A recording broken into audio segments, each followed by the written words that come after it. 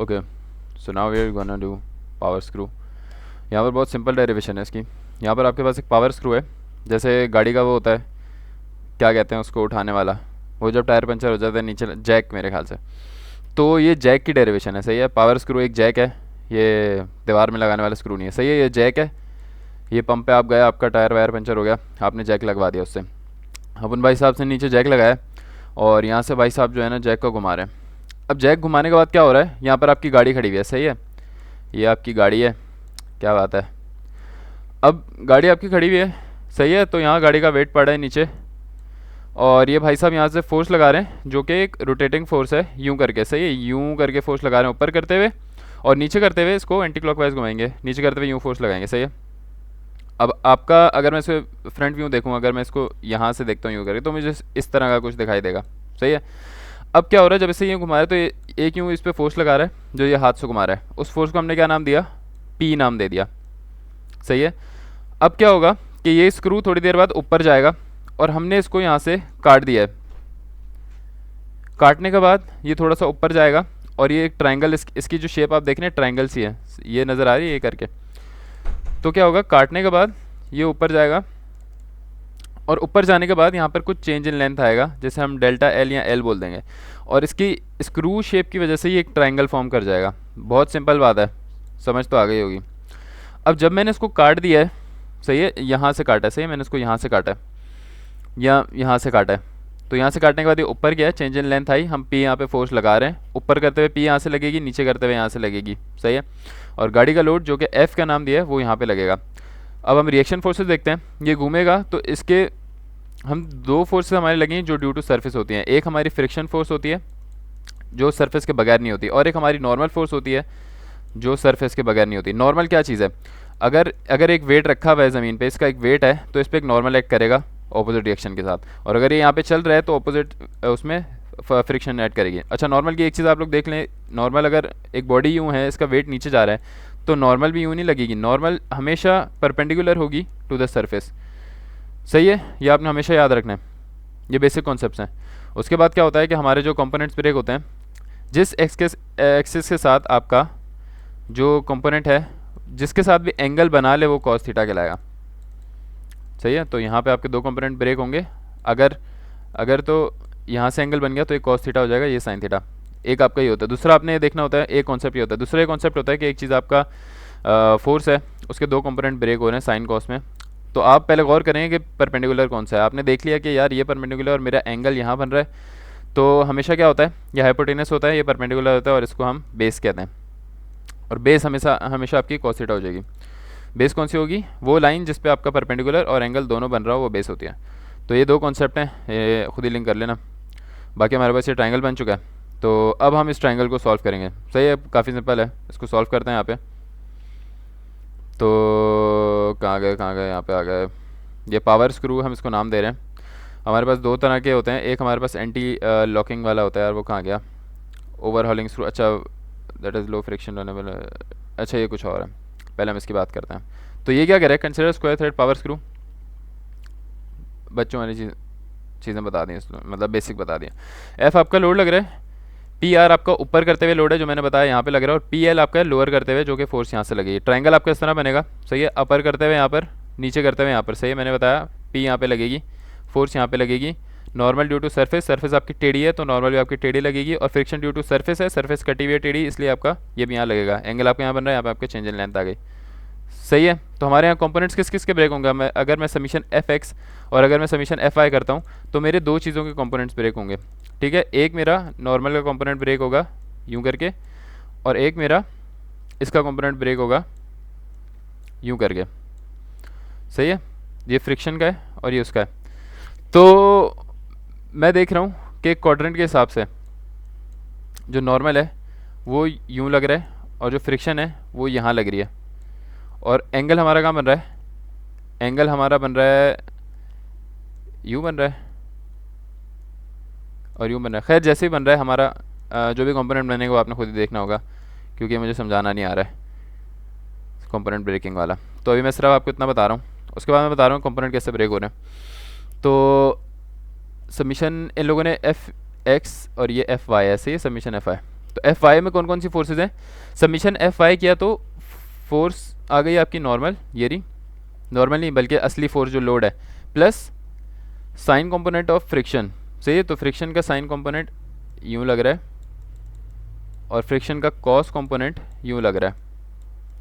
इसी तरह नॉर्मल का कॉस कंपोनेंट यूँ लग रहा है एन कॉस थीटा, और नॉर्मल का साइन कंपोनेंट यूँ लग रहा है एन साइन थीटा। ये वैसे देख के पता चल जाएगा आपको, क्योंकि ज़्यादातर अगर इसमें सिर्फ मैं आपको बता दूं कि अगर इस एक ही एक्सिस पे दोनों चीज़ें बन रही हैं, सही है, मतलब आपका यूँ एंगल बन रहा है ना, यहाँ पे आप एंगल देखें जो लैम्डा बन रहा है वो यहाँ बन रहा है, और उसी एक्सिस पे आपकी नॉर्मल फोर्स है, और आपका जो ट्राइंगल है वो भी यूँ है।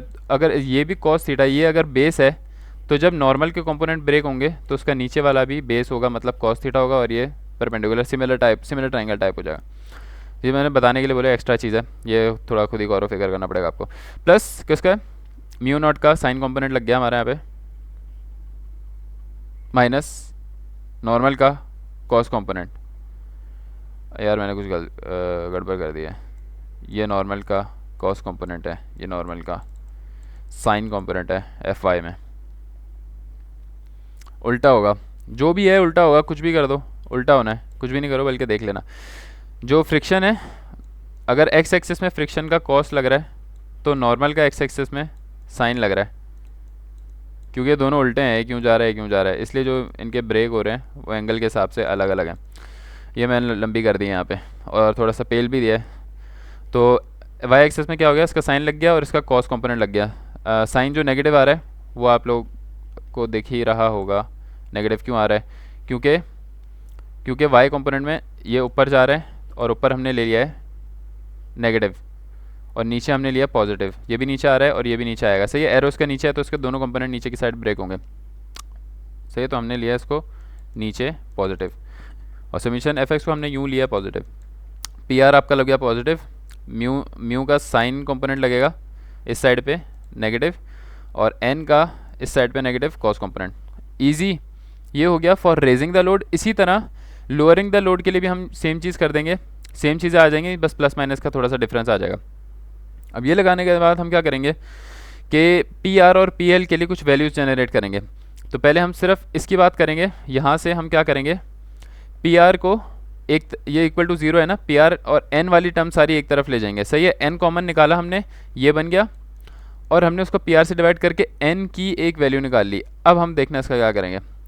अब हमारे पास क्या आ रहा है, यही वैल्यू हम यहाँ से वैल्यू निकाल के यहाँ डाल देंगे ताकि हम इन दोनों को एक इक्वेशन बना सकें।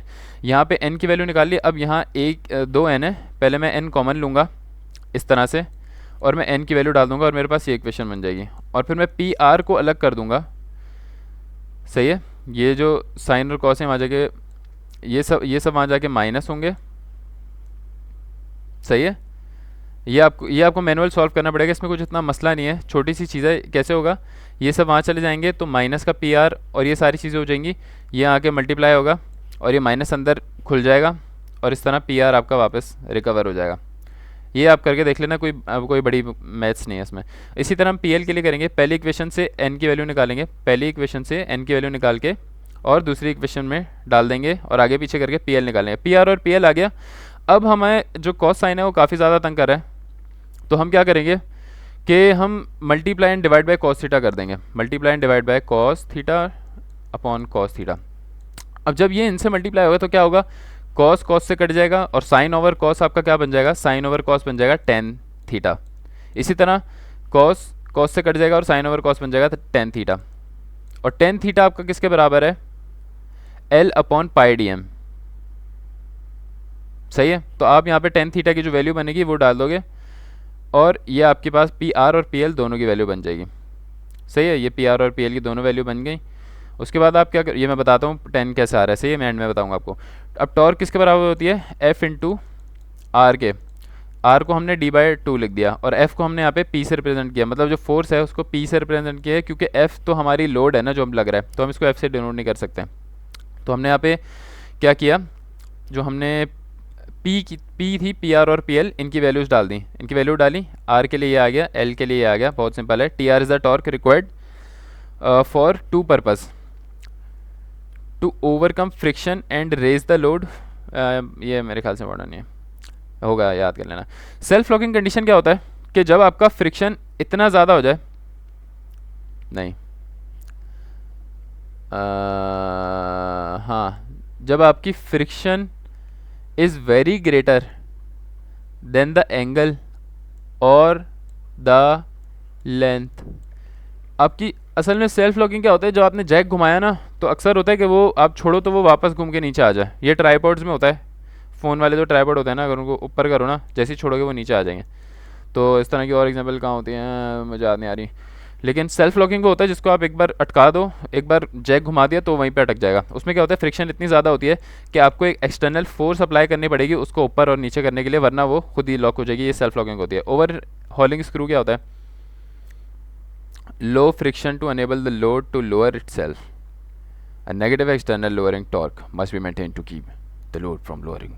Friction is too low, so that load lower itself high, causing the screw to spin without any external.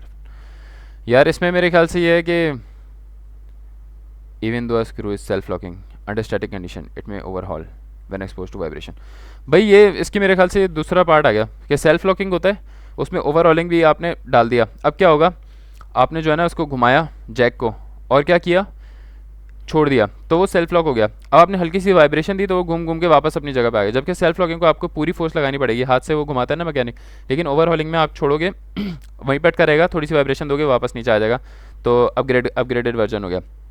Efficiency हमें पता है, output upon input, output upon input. तो आउटपुट आपके पास क्या है, एफ इन टू एल, मतलब F into R, R आ गया, और ये क्या चीज़ है, 2π/r, ये पता नहीं क्या है, आई क्या आ रहा है।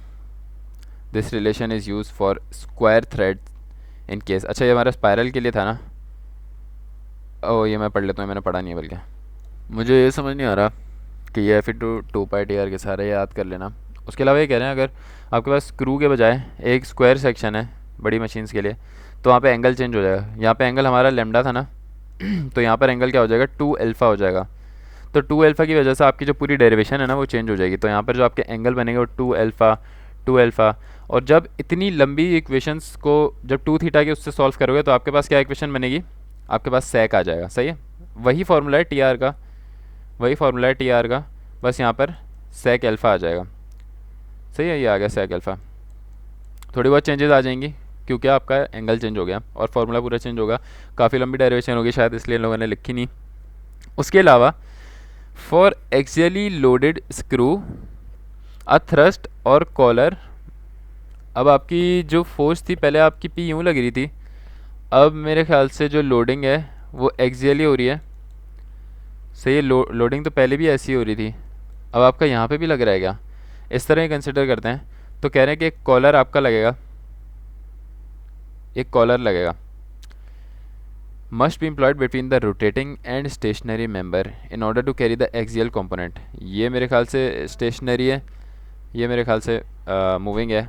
तो मैं फॉर्मूला समझाता हूँ, बहुत आसान है। टॉर्क बराबर होता है एफ इंटू आर, और यहाँ पे अगर आप फ्रिक्शनल फोर्स कंसिडर करोगे तो एफ़ क्या हो जाएगा, म्यू एन, या इन लोगों ने जो नॉर्मल है, नॉर्मल को एफ़ से रिप्रेजेंट किया हुआ है, म्यू एन आ गया, और आर को हमने d/2 लिख दिया।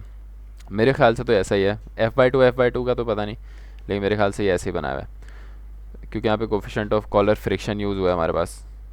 तो यहाँ उसके अलावा हमारे पास जो टॉर्शनल या फिर शेयर स्ट्रेस का फार्मूला होता है, क्या होता है, T/J is equal to τ/r is equal to